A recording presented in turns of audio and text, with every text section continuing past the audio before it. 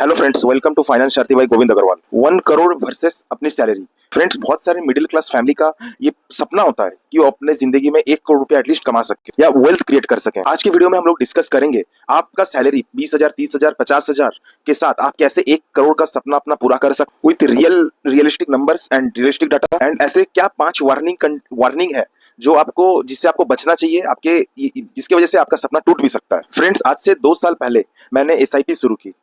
मेरा टारगेट क्या था? 1 करोड़ रुपीस। लेकिन आज मैं देखता हूं तो मेरा एसआईपी में मुझे कुछ अमाउंट का लॉस दिखाई पड़ता है, जो मेरे ऐसा लगता है कि मेरे पोर्टफोलियो से मैंने जो इन्वेस्ट किया है वो अमाउंट गायब हो चुका है। लेकिन फ्रेंड्स, मैं आपको बताऊं कि मैंने रुका नहीं, मैं एसआईपी बंद नहीं किया। और मैं आपको ये बताऊंगा क्यों उस डिसीजन की वजह से, एसआईपी बंद नहीं करने के डिसीजन की वजह से मैं अपना जो एक गोल है 1 CR का जो गोल है उसके तरफ मैं और ज्यादा तेजी से बढ़ने लगा। बट बिफोर दैट हम लोग ये समझते हैं 1 करोड़ का आज 2026 में एक्चुअली कितना कीमत है, क्योंकि बहुत लोग सिर्फ नंबर देखते हैं, वैल्यू नहीं। आज के डेट पे 1 करोड़ रुपए से आप पुणे या मुंबई में आउटस्कर्ट्स में एक 2 BH का फ्लैट खरीद सकते हो आसपास में, या फिर अगर आप एफडी कराते हो तो 6% रिटर्न पे आप 50,000 मंथली पैसिव इनकम ले सकते हो। और अगर आप 1 करोड़ रुपए मतलब एक मिडिल क्लास का 8 से 10 साल का खर्चा है लगभग। लेकिन यहाँ एक चीज ऐसा है जो ज्यादातर फाइनेंस यूट्यूबर्स आपको नहीं बताते हैं। अगर आज आपका टारगेट 1 करोड़ है और आप 15 साल में वहां पहुंचेंगे तो 15 साल बाद 1 करोड़ की असली वैल्यू होगी आज के डेट के हिसाब से 48 to 55 लाख के बराबर, क्योंकि इन्फ्लेशन जो 5 to 6% का इन्फ्लेशन है पर ईयर, वो कंपाउंड होते रह रही है। तो इसलिए फ्रेंड्स, रियल टारगेट हमारा 1 करोड़ नहीं 1.5 या 2 करोड़ होना चाहिए। लेकिन क्या है कि 1 CR एक पावरफुल माइलस्टोन है, एक प्रूफ ऑफ कंसेप्ट है, और हम देखेंगे कि वो माइलस्टोन कैसे आएगा। अब हम वो एक फॉर्मूला के बारे में डिस्कस करेंगे जिसे एल्बर्ट आइंस्टाइन ने कंपाउंड इंटरेस्ट को 8th wonder of the world कहा था। तो फ्रेंड्स, अगर आप देखेंगे, अगर आप पर मंथ 10,000 रुपया का एसआईपी कर रहे हैं एंड उस पे आपको 11% का रिटर्न मिल रहा है, तो पहला 5 साल में आप 6 लाख रुपया इन्वेस्ट करते हो और उस पे आपको गेन होता है 1.9 लाख का, यानी आपका टोटल कॉर्पस फंड हो जाता है 7.9 लाख का। और यही अगर आप 20 साल करते हो और इन्वेस्ट करते हो आप कितना, 24 लाख, इसमें आपको गेन हो जाता है 59.2 लाख और ये कॉर्पस हो जाता है टोटल 83.2 लाख का। और इसी को अगर हम 22 साल तक करते रहे सेम रिटर्न पे, 11% के रिटर्न पे, और आप इन्वेस्ट करते हो 26,40,000 रुपया, तो आपको 1.02 CR का एक फिगर देखने मिलता है। देखो, ये कोई मैजिक नहीं है। आपने 26 लाख इन्वेस्ट किया, कंपाउंडिंग ने उसे बनाया 1.02 CR, ये आपका पैसा को 4 गुना बना दिया है। ये कोई मैजिक नहीं है, ये मैथ है, और ये मैथ सबके लिए काम करता है। बस आपको टाइम देना है, आपको सही समझना पड़ेगा कहाँ इन्वेस्ट करना है, क्या बाउंड्रीज है, क्या वार्निंग्स है, वो सब समझना पड़ेगा। अब एक चीज देखो, आप 10,000 पर मंथ अगर एफडी में इन्वेस्ट रखोगे, 6.5% का रिटर्न मैं मान लू, 20 साल बाद वो बनेगा 46 लाख, ठीक है। और वही पैसा मैं 20 साल के लिए 11% या 12% में एसआईपी करूंगा तो मेरा बन जाएगा 99 लाख, जो कि नियर अबाउट 1 CR के आसपास है। तो फर्क कितना है? फर्क आपको 50 लाख के प्लस का फर्क दिख रहा है ना। तो यही वजह है कि अगर आपका एसआईपी में अभी इनिशियली लॉस दिख रहा है तो उसे आप कंटिन्यू करोगे तो आपको कंपाउंड में वो पैसा 4 गुना बना के देता है रिटर्न। फ्रेंड्स, अभी आपको स्क्रीन पे एक टेबल दिख रहा होगा। ये टेबल पूरा मैं बहुत अच्छे से सोच के थोड़ा बनाया था इसको। अगर मंथली सैलरी 30,000 है, अगर आप मंथली 20% के हिसाब से इन्वेस्ट कर रहे हो, एसआईपी में इन्वेस्ट कर रहे हो, और आप 11% के CAGR रिटर्न मिल रहा है, तो 1 करोड़ बनने में कितने साल लगेंगे, और आप कौन से एज से स्टार्ट करोगे तो कौन से एज पे आपको वो फिगर देखने मिलेगा। आप चाहो तो एक स्क्रीनशॉट भी ले सकते हो। तो फ्रेंड्स, कमेंट में आप अपना एसआईपी का अमाउंट लिखना, और आप चार्ट देख के समझना कि आप कब तक ये 1 CR तक पहुंचोगे। तो इसी चार्ट में आपको एक दिख रहा होगा 12% स्टेप अप।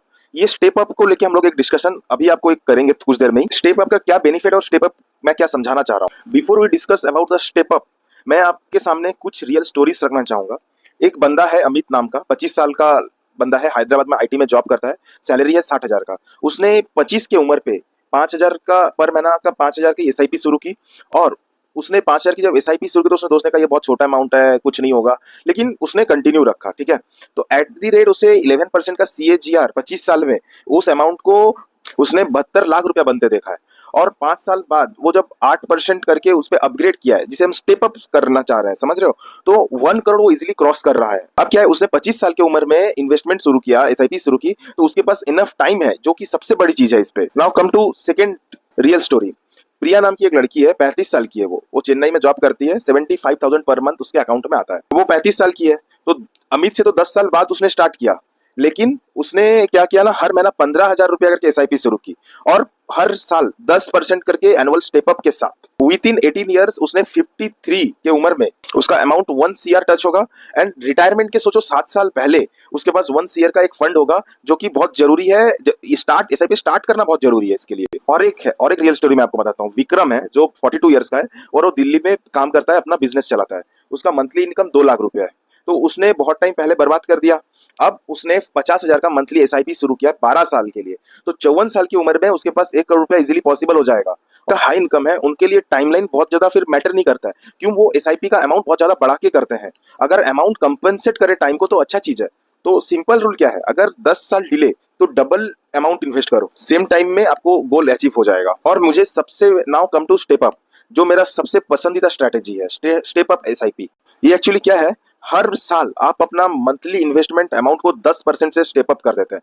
पहले साल सोचिए अगर आप 8,000 से कर रहे हो, अगले साल 8,800 रुपए से करोगे, थर्ड ईयर में आप 9,680 से करोगे, 5वां साल पे आप 11,713 अमाउंट से करोगे, और 15 साल में आप जब मंथली इन्वेस्टमेंट कर रहे हो तो 30,000 रुपया से आप मंथली एसआईपी कर रहे हो। तो फ्रेंड्स आप देखिएगा, विथ स्टेप अप अगर आप 1 CR का फिगर अचीव करना चाह रहे हो ना, तो 16 से 17 साल में वो अचीव हो जाएगा।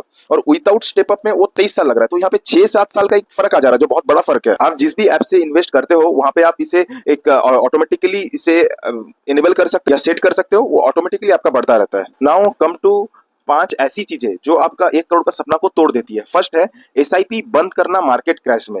2020 में जो मार्केट क्रैश हुआ है उससे 35 से 40% एसआईपी इन्वेस्टर ने एसआईपी पॉज या बंद कर दी। इवन जनवरी 2025 में एक रिपोर्ट आता है, उसमें 109% लोगों ने एसआईपी बंद कर दी। लेकिन जो ये सब क्रैश में 2020 के क्रैश बोलिए, अभी का क्रैश में जो रुके रहेंगे ना, बाद में मार्केट उनको डेफिनेटली रिवॉर्ड करेगा ही करेगा। इसी वजह से मैं भी अपना एसआईपी कंटिन्यू रखता हूँ। Second is wrong fund choice. Fund सही चॉइस करना बहुत जरूरी है। और फंड सही चॉइस करने के लिए आपको क्या क्या कंपैरिजन का देखना चाहिए, आप मेरे लास्ट वीडियो देखिएगा।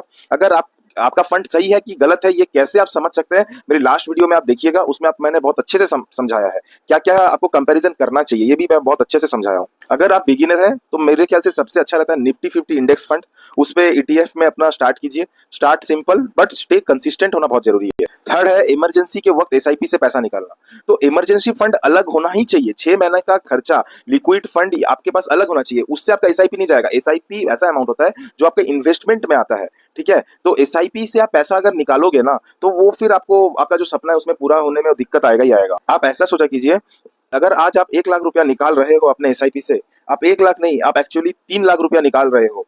एक मैं बात बताऊं तो ये 3 लाख रुपया के आसपास आप निकाल रहे हो। अगर 11% के कंपाउंडिंग में आपका एसआईपी रिटर्न दे रहा है तो आप 3 लाख रुपया निकाल रहे हो, ये सोचना। फोर्थ, फोमो में फंड चेंज। ये मतलब एक रिपोर्ट आता है जिसमें बताया जाता है कि हर इंडियन म्यूचुअल फंड इन्वेस्टर हर 2.5 साल में अपना फंड चेंज करता है। तो इस पे क्या होता है ना, फंड चेंज पे आपको टैक्स, एग्जिट लोड, सब कुछ बहुत महंगा पड़ता है।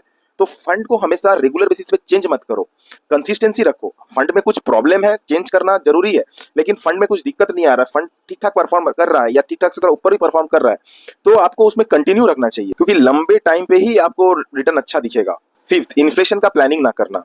आज आप टारगेट कर रहे हो 1 CR, वो कब अचीव होगा? 15 साल बाद। लेकिन 15 साल बाद आज का 1 करोड़ का वैल्यू हो जाएगा 48 से 55 लाख। तो फिर मतलब क्या हुआ? तो आपको टारगेट करना पड़ेगा 2 करोड़ का, 2.5 करोड़ का, तब जाके आप वो इन्फ्लेशन को बीट कर पाओगे। और उस हिसाब से अपना एसआईपी को प्लान करना बहुत ज्यादा जरूरी है। एक बात और जो ज्यादा फाइनेंस यूट्यूबर्स आपको नहीं बताते हैं, फ्रेंड्स, 1 करोड़ एक माइलस्टोन है, डेस्टिनेशन नहीं। तो फिर आपका क्वेश्चन होगा, तो फिर 1 करोड़ का गोल हम क्यों सेट कर रहे हैं? क्योंकि फ्रेंड्स, पहला करोड़ बनाना सबसे मुश्किल होता है। पहला करोड़ अगर आप डिसिप्लिन से बना लेते हो, वही सेकेंड और थर्ड करोड़ बनाने के लिए फाउंडेशन बनती है, ठीक है। तो पहले में 23 साल लगता है पहला करोड़ बनने के लिए, दूसरा करोड़ बनने के लिए आपको 8 साल लगेगा, तीसरा सीआर बनने के लिए आपको 5 साल लगेगा। कंपाउंडिंग इतनी पावरफुल फॉर्मूला है। और फ्रेंड्स, मैं आपको ये बात बताऊं, 1 करोड़ बनाना है, देखिए सैलरी मैटर करता है, सैलरी के साथ आपका टाइम और ज्यादा मैटर करता है। सो फ्रेंड्स, सब्सक्राइब करो फाइनेंस सारथी को, क्योंकि यहाँ पे कोई मैं हवाबाजी नहीं दिखाना चाहता, कोई फेक गुरु नहीं। जो आप फील कर रहे हो, जो मैं फील कर रहा हूँ, वही शेयर करता हूँ। बेल आइकन को हिट करो और हर हफ्ते ऐसी वीडियो आने के लिए बेल आइकन को हिट कीजिए, चैनल को सब्सक्राइब कीजिए। थैंक यू फ्रेंड्स, जय हिंद, जय भारत।